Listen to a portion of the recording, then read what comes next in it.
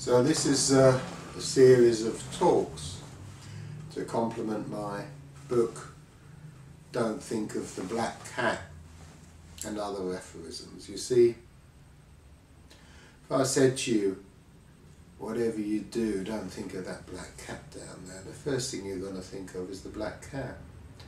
The more we try and stop thinking about something, the more we think about what it is we don't want to think about. This is why people find it so difficult to stop smoking. The more they think about not smoking, the more they think about smoking. So this is the first of a series of talks, and the first aphorism, the first point in the book, is about having control over your mind. And the first thing before you have control over your mind is to become aware of your mind, to become aware of how busy it is.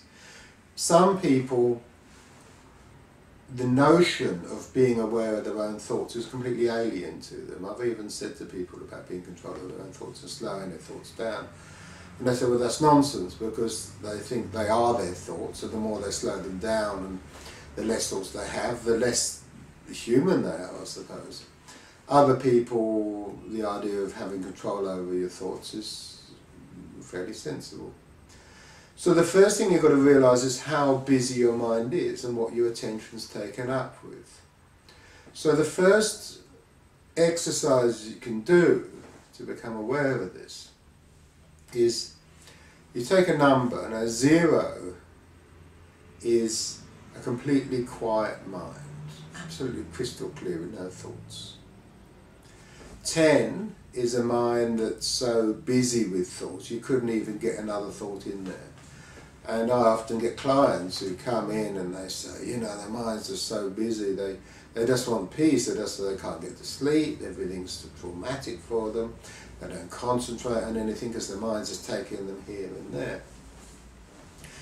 And we do exercises to get them to control that mind, to be able to slow it down, but before you can do that, you have to have an understanding of how busy your mind is.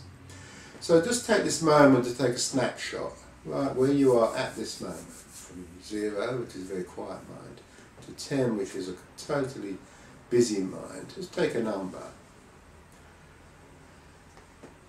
And then ask yourself, what is your attention taken up with? Now, some people it would be with thoughts, some people hold dialogues in their head, some people it's calculation, some people it's emotional, they had a conversation with somebody and it's still going round and round in their mind, or they think they were slighted, or they had an incident on the road and they're still angry with somebody who they think cut them up or did the wrong thing, or so on and so on and so on. Or people have pictures in their minds, they replay events. Sometimes these feelings, these thoughts are more subtle. They're not actually thoughts, they're feelings, they're emotions.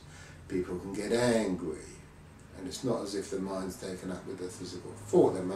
The emotion may trigger some content, but really it's the emotional feeling that takes them up. All these things distract us from the real world, from being in the moment.